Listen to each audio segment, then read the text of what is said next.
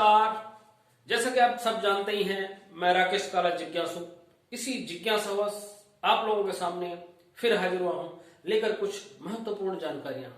जी हां, आज मैं कुछ अच्छी महत्वपूर्ण जानकारी आपके लिए लेकर आया हूं जो आपको जानना अति आवश्यक है। हो सकता है ये जानकारी आपको पता हो। जिन लोगों को पता है वो जीनियस हैं, जिन्हें नहीं पता है आज उनके पास मौका है जीनियस बनने का। इसी क्रम में मैं पहली जानकारी जो आपको देना चाह रहा हूं वो है हींग कल्टीवेशन को लेके। जी हां, आपने बहुत सही सुना, भारत में अब हींग की खेती शुरू हो चुकी है। इस बात से आप हो सकता है हैरान हो कि भारत में हींग की खेती शुरू हुई है, अब अभी तक कहां था मामला। तो मैं यहां आपको जानकारी देना चाहता हूं, भारत में हींग बहुत ही नाम मात्र की जम्मू कश्मीर के कुछ एरियाज में उगाई जाती है। उसके अलावा बाकी सारा हींग भारत हर साल इंपोर्ट करता है ईरान से और अफगानिस्तान से। हमारे यहाँ हर साल करीब 1200 टन हींग मंगाया जाता है इन देशों से, और ये 35,000 रुपए किलो का इसका रेट है। हींग भारत में अब जो शुरू उसकी खेती हुई है वो ही है हिमाचल प्रदेश में। हिमाचल प्रदेश के लाहौल स्पीति में एक क्यूरिंग नामक गांव है। उस गांव का जो मौसम है वो बिल्कुल नमी वाला है, जो हींग की खेती के लिए उपयुक्त है। लाहौल स्पीति का एरिया एक तरह से एक स्नो डेजर्ट है। वहां पे जो बर्फ की नमी उसको मिलेगी, उससे उसकी खेती अच्छी तरह हो पाएगी। तो ये सारा इस बीच कुछ डेवलपमेंट हुआ है हींग की खेती को लेके। तो भारत सरकार हर वर्ष हींग के इंपोर्ट में 700-800 करोड़ रुपए जो खर्च करती थी, अब वो रुपए बचेंगे, भारत के किसी और काम आएंगे, किसी विकास कार्य में लगेंगे। हींग पौधे की जड़ से प्राप्त होता है। आप सोच रहे होंगे कि हींग कहाँ पेड़ में कहाँ लगता है। तो हींग का पौधा सूखने के बाद जब उसको निकाला जाता है, उसको सुखाया जाता है अच्छी तरह से, तो उसकी जड़ जो होती है वही हींग के रूप में, मसाले के रूप में प्रयोग की जाती है। तो ये थी हींग को लेके जानकारी। नंबर दूसरी जानकारी जो मैं आपको देना चाह रहा हूं वो थोड़ा चिंता करने वाली है। वो जानकारी है एक बहुत ही शांत स्वभाव के और खतरनाक भी कह सकते हैं, शांत स्वभाव के खतरनाक जीव कोमोडो ड्रैगन की। जी हां, आपने बिल्कुल सही सुना, कोमोडो ड्रैगन विश्व की सबसे बड़ी जीवित छिपकली। ये छिपकली ने अपना वजूद बना के रखा है तब से, जब से यहाँ डायनासोर रहते थे। डायनासोर तो चले गए, लेकिन ये अपना वजूद बचाने में अभी तक सफल थी।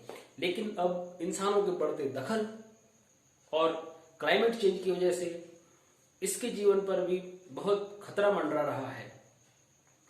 IUCN की एक रिपोर्ट के मुताबिक सन 2050 तक ये बिल्कुल खत्म हो जाएंगे, जो कि एक बहुत बड़ा चिंता का विषय है। शांत स्वभाव वाली छिपकली है, लेकिन ये बहुत ही खतरनाक, और इसके जो सलाइवा होता है, इसके जो लार होता है, उसमें बहुत ज्यादा जहर पाया जाता है।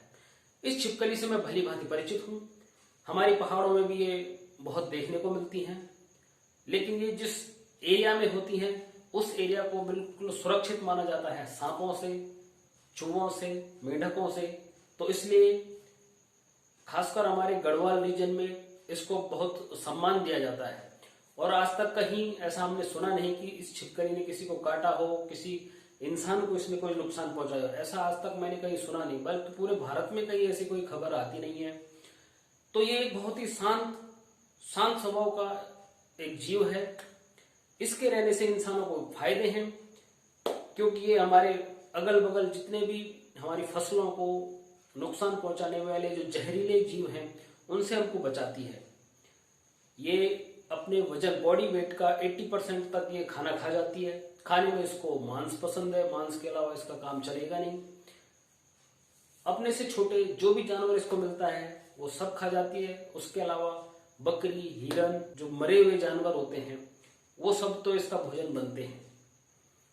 उसके अलावा कोमोडो ड्रैगन की एक जो विशेषता है, ये 3 फीट से 10 फीट तक लंबी हो सकती है। इसका वजन 70 किलो से 150 किलो तक, 150 केजी तक ये होती है। तो ये थी जानकारी कोमोडो ड्रैगन को लेके। कोमोडो ड्रैगन का अस्तित्व खतरे में है, जो एक बहुत चिंता की बात है। इस पर आवाज उठनी चाहिए, क्योंकि हमारे फूड चेन से कोई भी जानवर अगर गायब होता है तो ये इंसानों के अस्तित्व पे भी एक खतरे का संकेत है। तीसरी और महत्वपूर्ण जानकारी जो मैं आपको देना चाह रहा हूं, ये जानकारी देते हुए मुझे आपको बहुत खुशी हो रही है आप लोगों तक ये जानकारी पहुंचाने में, क्योंकि मैं भी एक नेचर लवर हूं, पहाड़ों से हूं और अपने हरे भरे पहाड़ों से मुझे प्यार है। आपको भी होगा, जो पहाड़ से हैं उनको तो होगा ही, जो बाहर से पहाड़ घूमने आते हैं सभी को होगा। ये खबर है उत्तराखंड के फर्स्ट पिरूल पावर प्रोजेक्ट को लेके। जी हाँ, जो चीड़ की जो घास होती है, जो चीड़ की सूखी पत्तियां होती है, उसको पिरूल कहते हैं। उस पिरूल से हर साल जंगलों में आग लगती थी और वो आग उस पिरूल की वजह से बहुत जल्दी फैल जाती है जंगल में, जिससे पूरा जंगल तबाह हो जाता था। जंगल तबाह तो होता ही था, उसके अलावा वहां पलने वाले जीव जंतु सब तबाह हो जाते थे। अब भारत सरकार ने और उत्तराखंड सरकार ने ये फर्स्ट जो पावर प्रोजेक्ट लगाया है पिरूल को लेके, ये बहुत अच्छी खबर है यहाँ के लिए। इससे होगा क्या, जो सूखी पत्तियां होती है चीड़ की, उनको इकट्ठा किया जाएगा।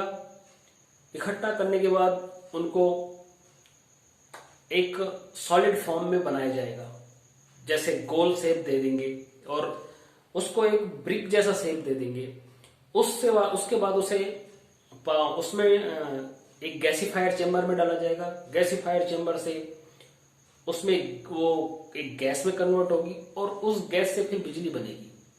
तो ये प्रोसेस जो पूरा करने वाली कंपनी है वो है Avani bio energy. Avani bio energy ने बहुत कुछ इसमें अपने एक्सपेरिमेंट किए हैं, एक पूरा सेटअप उन्होंने डेवलप किया है और उसके बाद वो पिरूल से बिजली बनाने में सफल हुए हैं। तो बिजली बनने से भी अच्छी खबर यह है कि पिरूल अब इकट्ठा होगा, जंगल से हटेगा और जंगल बचेंगे, जीव जंतु भी बचेंगे और ये पर्यावरण सुरक्षित रहेगा, पहाड़ हरे भरे रहेंगे। तो ये था कुछ रोचक जानकारियों के लेके आज का अंक। अगले अंक में आप लोगों से फिर मिलते हैं। चैनल को शेयर करें, सब्सक्राइब करें। आप लोगों का बहुत बहुत धन्यवाद।